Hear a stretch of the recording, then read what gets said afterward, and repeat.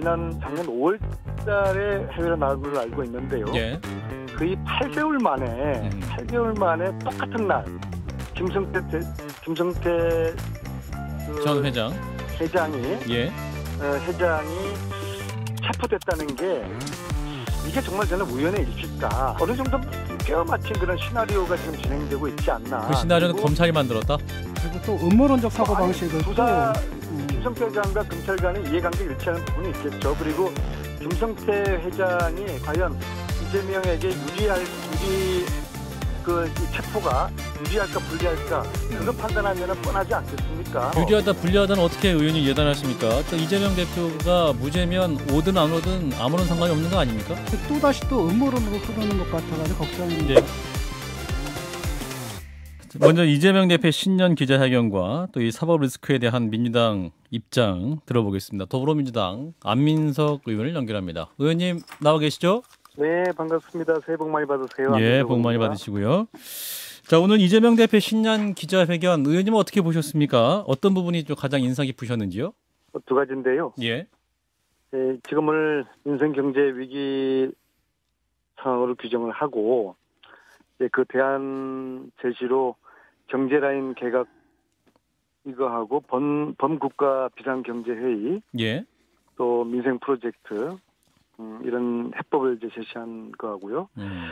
특히 영수회담을 이제 요청한 것이 저는 가장 인상 깊었습니다. 예. 사실은 이재명 대표 입장으로서는 검찰 정권 하에서 이제 자신이 그 검찰 소환까지 당한 마당에 굉장히 불편하고 감정이 지금 안 좋을 텐데도 예.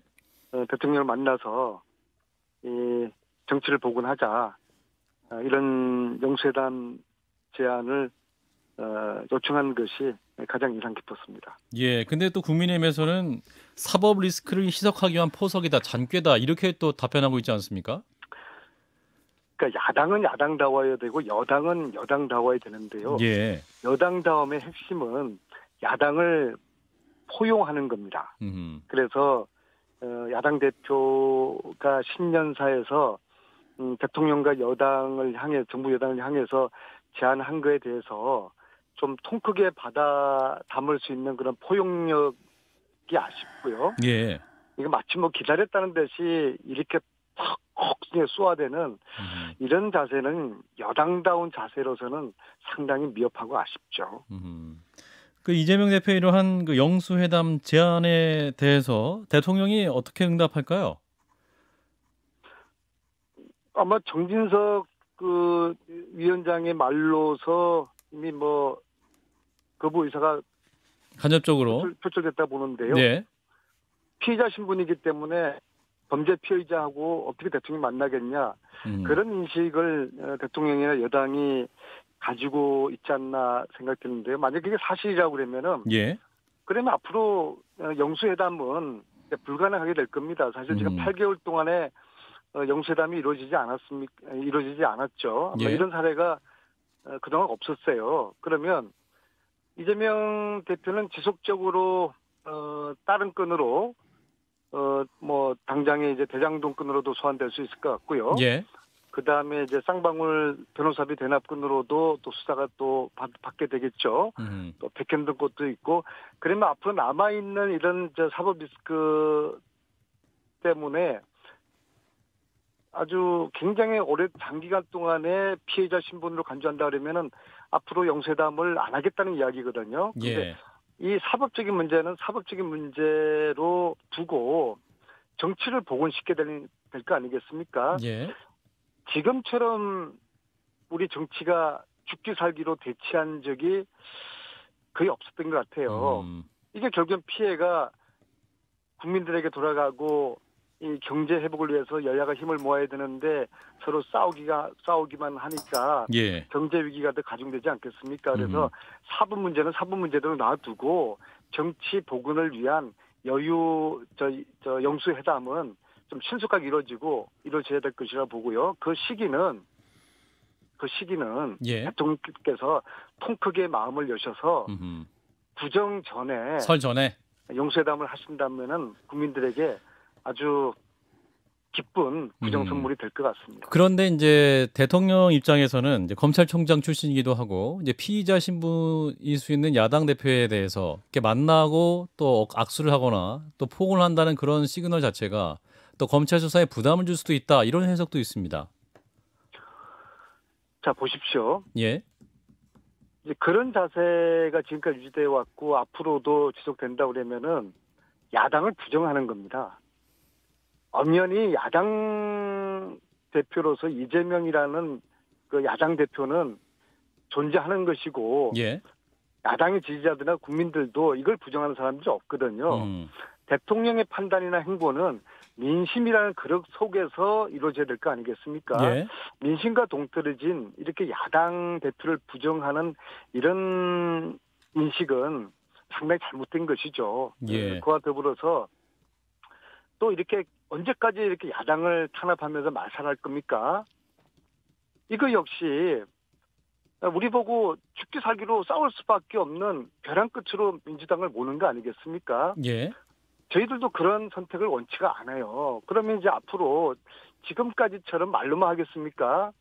민주당으로서는 더 선명하고 강한 투쟁의 카드를 선택할 수밖에 없는 거 아니겠습니까? 예. 그럼 여당으로서도 저희들이 다수 야당으로서 다수 의석을 가지고 있는데 저희들하고 협력할 부분이 얼마나 많겠습니까? 예. 그런 의미에서 좀 빨리 만나야 된다. 협력을 하지 않겠다는 이런 것들은 알겠습니다. 여당으로서는 상당히 어리석은 그런 인식이라고 저는 생각합니다. 네, 진 작가님, 김 소장님도 함께 질문 주시죠. 예, 그 성남 FC 말고도 지금 대장동 사건으로 설 명절 이후에 소환 조사가 이루어질 수 있다는 전망이 나오고 있거든요. 그래서 네. 이제 그 이후에 두 개를 묶어서 한꺼번에 구속영장을 청구할 거다 이런 분석도 나오고 있는데 의원님께서는 검찰 수사 방향 어떻게 전망하십니까? 네, 진 교수님 반갑고요. 예. 지금은 이제 정치적 상상력을 뛰어넘는 지금 국민이 되어 버렸어요. 예. 저는 이재명 대표의 구속도 이게 현실화될 것이다. 그런 생각을 합니다. 왜냐하면은 야당 대표를 소환한다는 것이 우리의 정치적인 상상력을 뛰어넘은 일이거든요. 예. 역시 이제는 야당 대표를 구속까지 하는 이 정치적 상상력을 뛰어넘는 일도 발생할 것이다. 저는 이제 그렇게 보고 있습니다. 근데 현직 대통령도 탄핵됐는데 야당 대표가 헌정사 처음으로 구속될 수도 있다, 수사한다 이러한 비판이 과연 적절한 것이냐라고 국민의힘 측에서도 이렇게 반론을 합니다. 그러니까 죄가 있다면 죄를 물어야 되는 거 아니냐라는 입장인데요. 아니 물론요. 법 앞에 누구나 이제 예외가 없는 것이죠. 근데 예. 뭐 하나하나 케이스별로 이야기하면 길겠지만은 성남 FC 건 같은 경우에도 예. 이게 논란의 다툼이 상당히 많은 거 아니겠습니까? 검찰의 시각에서는 어떤 대가성의 뇌물로 보는 것이고 제3자 뇌물죄. 네, 예. 이재명 대표 입장에서는 이거는 시민구단 광고를 위해서 이거는 적극적인 행정이라는 그런 주장을 하고 있지 않습니까? 예. 가령 이재명 대표가 야당 대표가 실질적으로 돈을 받았다, 뇌물을 받았다, 수억 원에 그런 문제라고 그러면은 이건 틀린 것이죠. 뭐 이론의 여지가 없죠. 저도 이런 식으로 반론하지 않겠는데 예. 이것은 이제 법정에서 다투어야 될 문제지 않습니까? 예. 그러니까 이런 이제 법적인 다툼의 문제는 앞으로 계속 가게 하고 정치는 정치대로 복원을 시키지 않으면은 아하. 여야 모두가 불행한 사태, 결국 국민들에게 피해가 가죠. 저는 그런 인식을 가지고 있습니다. 예. 지금 민주당에서는 그렇게 이제 얘기를 하는데 난 한 푼도 받은 적 없다. 이거는 박근혜 대통령도 그렇게 얘기했지만 결국 유죄가 선고가 되지 않았습니까? 이게 왜 뇌물죄라는 것이 보호하는 법익이 공직의 불가매수성이라고 하더라고요. 쉽게 말하면 내가 이익을 받든 안 받든 간에 어떤 대가를 받고 어떤 일을 누군가에게 해줬다라고 하면 죄가 성립하는 거거든요. 근데 이 부분에 대한 판단은 뭐 검찰하고 뭐 대표는 의견이 다르겠지만 제3자적 판단, 객관적인 판단은 법원에서 하게 돼 있지 않습니까? 네. 그래서 법원의 판결은 만약에 정말 무죄가 정말 무고하다면 법원의 판결에 따르면 되는 거 아니겠습니까? 그렇죠. 예. 근데 그거는 이제 앞으로 법정에서 다투어야 될 문제고 제가 지금 말씀드리는 요지는 정치를 보훈하자는 겁니다. 그러니까 제가 말씀드리는 것은 정치를 보훈하지 않고서는 예. 경제도 회생하기 어렵고요.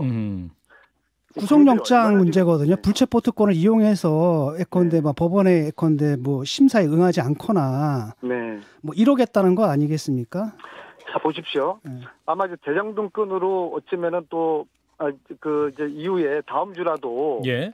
어떤 건 가지고 체포 동의안을 던질 수도 있겠죠. 특히 성남 FC 건 가지고요. 예. 그러면은 저희들은 체포 동의안에 대해 가지고 저희들이 어떻게 동의할 수 있겠습니까? 동의할 수 없다. 또다시 이제 부결안을 던질 것이죠. 예. 이것은 뻔히 예상되는 시나리오입니다. 검찰이 이런 어떤 뻔히 예상될 수 있는 이런 정치적인 행위를 하고 있다고 저희들은 그러니까 그걸 왜 것이죠. 부결시키냔 말이죠. 법원의 판단을 받아보면 되는 건데.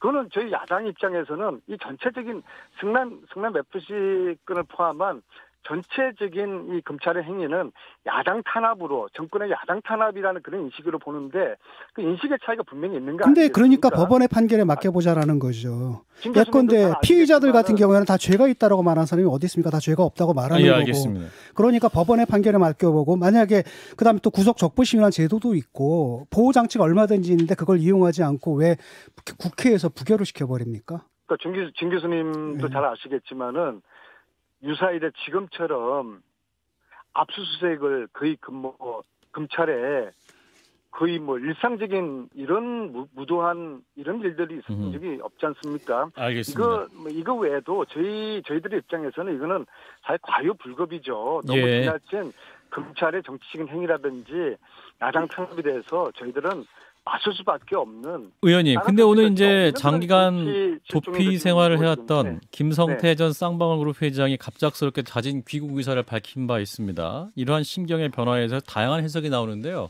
의원님은 이러한 상황 어떻게 판단하고 계십니까? 일단 이재명 대표가 검찰에 수사받으러 간 날, 소환된 날, 그렇게 오랫동안 아마 작년 5월 달에 해외로 나간 걸로 알고 있는데요. 예.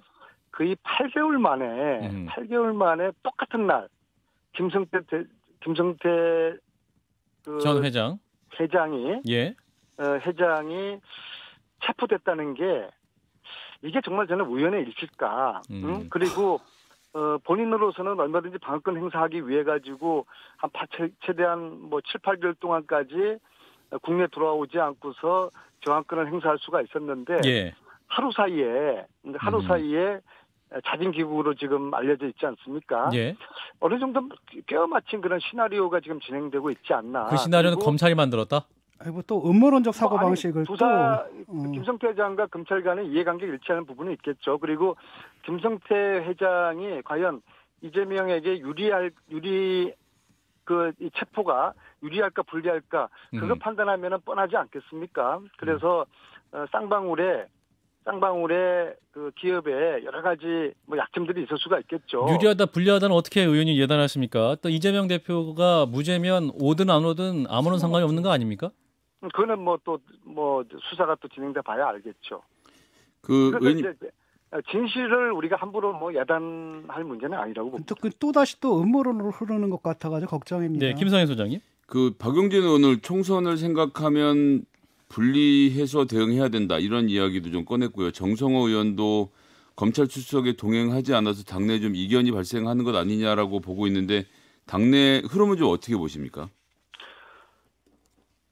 의원들 모두가 조심스러워하면서도 대체적인 분위기는 이 야당 탄압에 맞서 똘똘 뭉쳐 싸워야 된다 이런 이제 기류고요.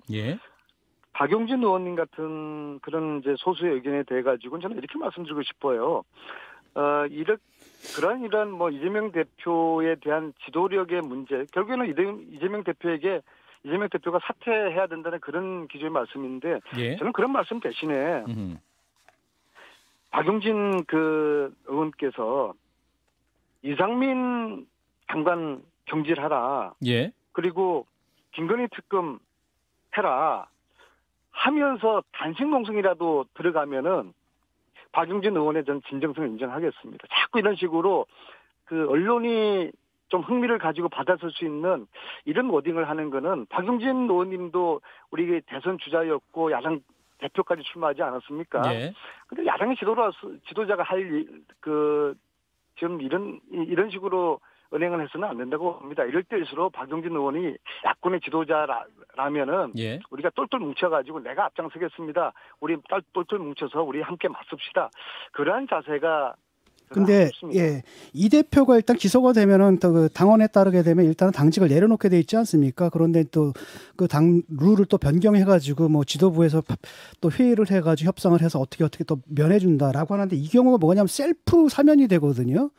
지금 앞으로도 그렇게 나가겠죠? 기소가 되면 어떻게 될 것 같습니까? 룰을 바꾸는 그렇게 무리수까지 둘 것 같지는 않고요. 예. 제가 볼 때는 이재명 대표는 기본적으로 이걸 야당 탄압의 인식으로 보기 때문에 예.